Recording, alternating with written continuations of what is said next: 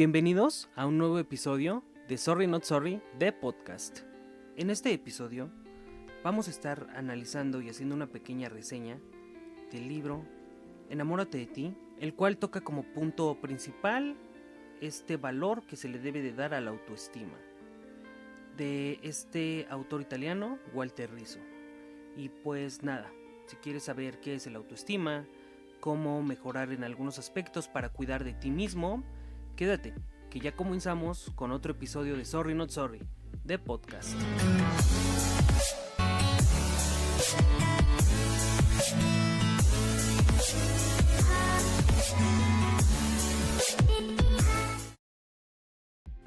Muy bien, pues como les comentaba en el intro del video, estaremos tocando, analizando y reseñando de forma, pues tal vez muy cortita, este libro titulado Enamórate de ti, el valor imprescindible de la autoestima, aprendiendo a quererse a sí mismo, del autor italiano Walter Rizzo.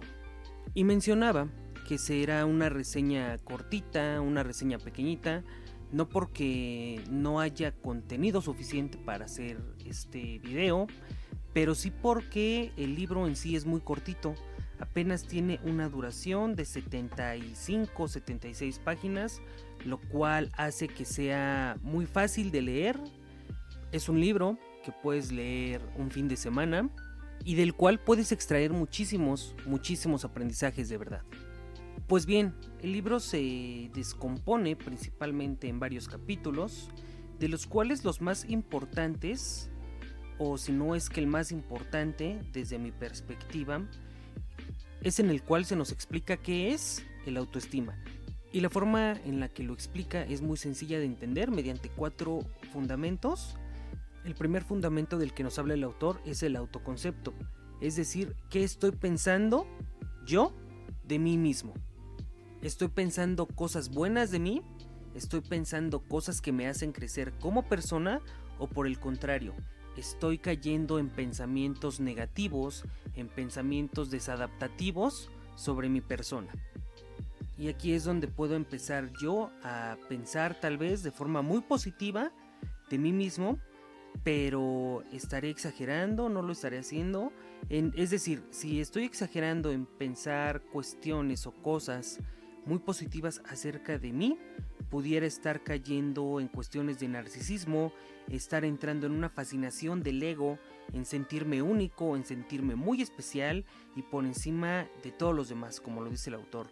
No debemos de estar enamorados ciegamente y estar como en esta parte desenfrenada por mí mismo. No debo de caer en cuestiones de egolatría, porque entonces esto va a ocasionar que yo ya no pueda tener una correcta adaptación a mi medio. Por lo tanto, el autor nos dice, enamórate de ti significa quiérete y ámate a ti mismo honestamente. Otro de los fundamentos que nos menciona el autor es la autoimagen. ¿Cuánto te agradas? ¿Cómo te ves a ti mismo? ¿Te gusta lo que ves en el espejo? ¿No te gusta lo que ves en el espejo? ¿Qué haces para que te agrades? ¿Qué haces en caso de que no te guste lo que ves en el espejo para cambiarlo? Y sí, también se nos habla de la belleza física, pues se nos dice en el mismo libro, en el mismo texto, que en muchas culturas y durante varias épocas esta belleza física ha sido admirada como un don muy especial y que por el contrario la fealdad ha sido vista, ha sido mal mirada como una maldición de la misma naturaleza o en algunas creencias de los mismos dioses. Toda esta cuestión de la belleza física pues es muy subjetiva, porque debemos de recordar y debemos de ser bien críticos y bien objetivos con esta cuestión. Debemos de ser objetivos, ¿por qué? Porque durante mucho tiempo los estándares de belleza han ido cambiando. Tal vez en los años 60 las personas debían de ser más anchas para ser consideradas más bellas, mientras que si vamos más adelante en el tiempo, en los años 2000, pues ahora las personas en muchas ocasiones vemos que deben de ser muy delgadas, ¿no? Casi a llegar hasta los huesos para ser consideradas bellas. Esto pues va cambiando conforme al tiempo, ahora que estamos más o menos en los años 2020, pues hay mucha cuestión sobre esto de ser fitness, ¿no? O por el contrario, también se está viendo mucho esto del body positive, que es querer a tu cuerpo tal y como es, no importando, claro, si es más robusto, si es menos robusto, etcétera. Y dentro de esta parte, el autor nos dice que para mejorar nuestra autoimagen debemos de transitar o de caminar o de ver diferentes caminos, ¿no? Como tratar de definir nuestros propios criterios sobre lo que es bello o sobre lo que es estético. Tal vez haya personas a las que les guste el cabello negro y otras a las que les guste el cabello rubio. Y pues digo, depende de cada quien lo que le guste, ¿no? También se nos dice en el mismo libro que se debe de descartar la perfección física y criterios muy estrictos. No debemos de dejar que ideales o estereotipos nos consuman, nos alcancen. También nos dice el autor que debemos de descubrir y de destacar las cosas que nos gusten de nosotros mismos. Pues esta cuestión de nuestra autoimagen, de la seguridad que nosotros sintamos, se va a proyectar y se va a transmitir hacia afuera. Algo que es bien importante y que muchas personas hemos llegado a hacer es la comparación. Tendemos a compararnos, pero no debemos hacerlos, ya que no somos artículos, ya que no somos cuestiones de que se puedan comprar, que se puedan vender. Además de que debemos de aceptar que las comparaciones son odiosas. Y finalmente, si nos estamos comparando con X o Y, pues siempre va a haber algo o siempre va a haber alguna característica de los demás que nos guste más o que observemos mejor en otros y no tanto en nosotros mismos. Entonces, este es un punto bien importante, dejar las comparaciones. Prosiguiendo con estos fundamentos que nos menciona Walter Rizzo, el autorreforzamiento es otro de ellos. ¿Cuánto te premias y cuánto y en qué ocasiones te das gusto? En esta parte muy en específico se nos da el ejemplo y se nos dice, si alguien afirmara, mi pareja me elogia muy pocas veces, no suele darme gusto, no se preocupa por mi salud, me dedica poco tiempo y casi nunca me expresa afecto. Pues sí, estaríamos de acuerdo en dudar de que exista realmente un sentimiento de amor. Pero, ¿qué pasa si este ejemplo lo trasladamos hacia nosotros mismos? ¿Cómo me estoy elogiando? ¿Me llego a elogiar tan siquiera alguna vez? ¿Me doy gustitos? ¿Me preocupo por mi salud tanto física como mental? ¿Dedico tiempo para realizar actividades que me gustan? Claro, esto de acuerdo a nuestras posibilidades. Y de cierta forma, y pudiéramos regresar al ejemplo del espejo, cuando me veo al espejo, ¿me estoy expresando alguna forma de afecto positivo? ¿O por el contrario, en lugar de elogios, nos reprimimos o nos castigamos diciéndonos siempre lo que hicimos mal? De igual forma, por el contrario, ¿no me doy gustos? ¿No me preocupo por mi salud?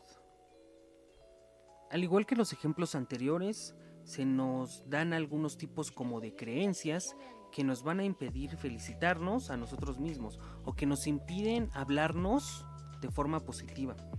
¿Me lo merezco o no me lo merezco? ¿Llego a pensar que no fue gran cosa lo que hice?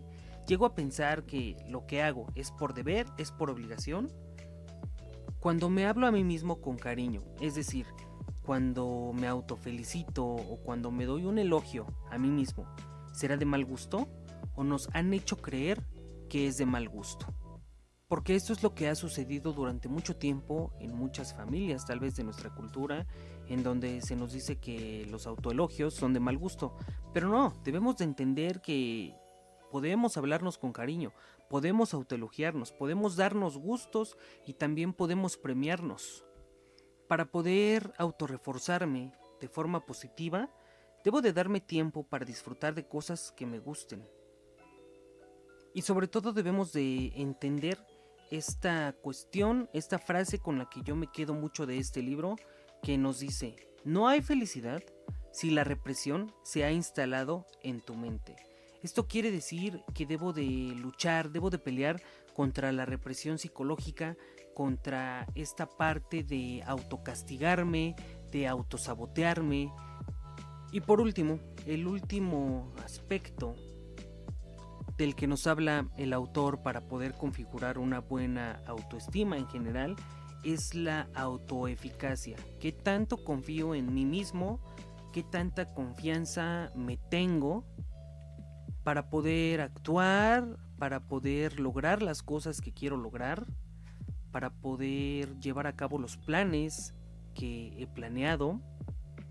Pero no nada más se trata de confiar ciegamente o de establecer metas y ambiciones altas, porque es cuando podemos caer en cuestiones, en temas de frustración, pero por estas mismas metas que he establecido y que han sido irracionalmente altas y que no van acorde a las capacidades reales que yo tengo, ¿no?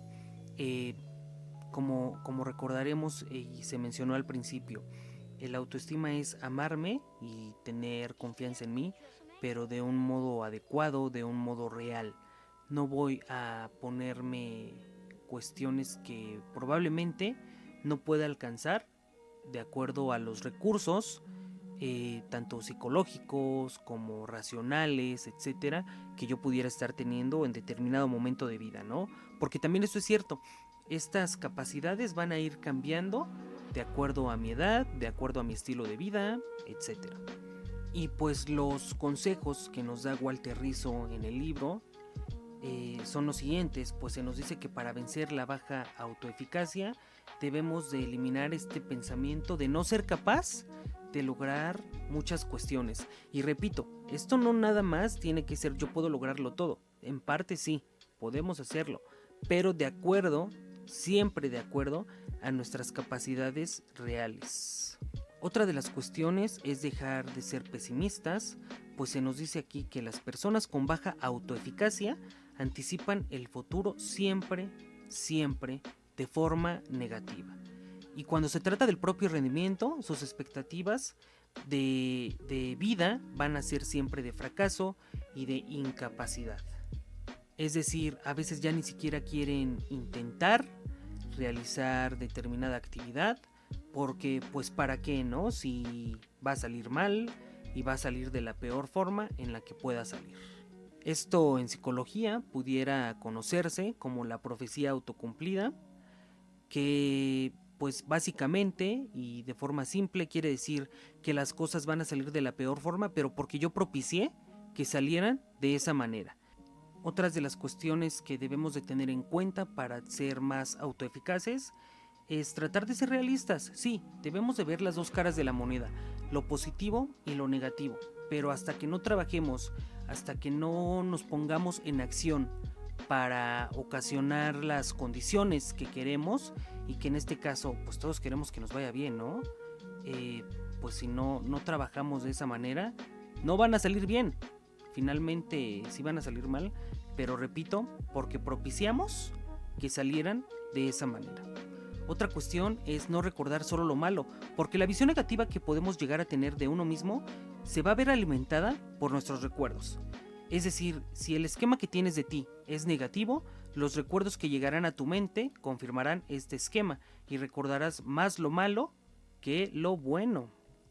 Y de igual forma, si tenemos una visión negativa, una autoeficacia baja, los fracasos estarán más disponibles para que los recordemos que las veces que hemos tenido éxito. Esto es memoria selectiva. Nada más quiero recordar lo malo y estarme atormentando con ello. O le damos un poquito la vuelta a la hoja y sí, a lo mejor ayer me caí, pero si transito por el mismo camino y piso nuevamente la misma piedra y nuevamente meto el pie en la coladera, pues es obvio que me voy a caer. Debemos de intentar nuevos caminos, debemos de intentar nuevas cuestiones. Por ahí se maneja una frase muy popular que se le atribuye a Albert Einstein, aunque no hay una forma de comprobar si esta frase la dijo o no la dijo, pero bueno, a la frase que me refiero es que decía que la estupidez o la locura es esperar un diferente resultado haciendo siempre lo mismo, ¿no? Entonces a esto me refiero. Si queremos obtener resultados buenos, pues hay que intentar por varios caminos. Y pues finalmente el consejo más grande que se nos da aquí en el libro es ponernos a prueba y arriesgarnos. Pues de forma literal, en el libro se nos dice: la filosofía de más vale pájaro en mano que ciento volando no nos va a llevar a ninguna parte. Es el pasaje directo y seguro al conformismo y al estancamiento. Y aquí se nos hacen estas siguientes preguntas. ¿Qué podrías perder al intentar nuevos retos? ¿Fracasar una vez más? ¿Realmente existe el fracaso o existe el aprendizaje? Esto depende desde qué perspectiva lo queramos ver. Si somos pocamente eficaces, todo lo vamos a ver como fracaso. No vamos a aprender de ninguna experiencia, ya sea positiva, negativa, etc. Y pues finalmente, y haciendo tal vez una analogía de una frase muy parecida, el fracaso se desperdicia en el fracasado. ¿Por qué lo digo de esta manera? Quien realmente sea un fracasado no va a aprender, y lo repito como ya lo dije anteriormente, de ninguna experiencia que haya pasado durante su vida. Ya sean experiencias positivas, ya sean experiencias negativas, ya sea un trabajo malo, ya sea una calificación mala, en teoría o desde la perspectiva del fracasado, es como realmente lo va a tomar. Porque una persona que piensa en grande, una persona que en teoría, o por llamarle de alguna manera, tiene fortaleza mental, no va a ver fracasos. No va a pensar que fracasó. Va a pensar que aprendió y que se está llevando una nueva experiencia muy valiosa para poder utilizarla posteriormente en su vida. Y pues nada, eso sería todo por parte de este pequeño análisis, de esta pequeña reseña, de este pequeño recuento de lo que nos dice el libro de Walter Rizzo. Es un libro del cual podemos extraer todavía más, muchísimas más reflexiones de vida, muchísimas más reflexiones que pudiéramos estar tomando de forma personal cada uno de nosotros, cada uno de los que quiera leer este libro, que de verdad se los recomiendo, porque en algo les ayudará, algo bueno extraerán de él, y no nada más algo bueno, también algo malo, claro, como en todo. Y vuelvo a repetir esto, ¿no? Depende de la perspectiva con la que queramos leerlo, con la que queramos ver las cosas. Muchas gracias por haber escuchado este episodio de su programa Sorry Not Sorry de podcast. Me ayudarían muchísimo, de verdad. Se los agradezco a los que han estado al pendiente del programa. Les agradezco muchísimo a los que han compartido. Pero pues la idea es seguir creciendo. La idea es seguir llegando a más personas. Y les repito, me ayudarían muchísimo si le dan un like, si lo comparten, si se lo comparten a su amigo, a su amiga, a su mamá, a su papá, etcétera, a quien quieran. Pero sí se los pido muchísimo, compártanlo. Recuerden que cada viernes estaremos subiendo episodios. Y pues muchísimas gracias nuevamente. Yo me despido, soy el psicólogo Carlos. Muchas gracias por haber escuchado este episodio. Bye.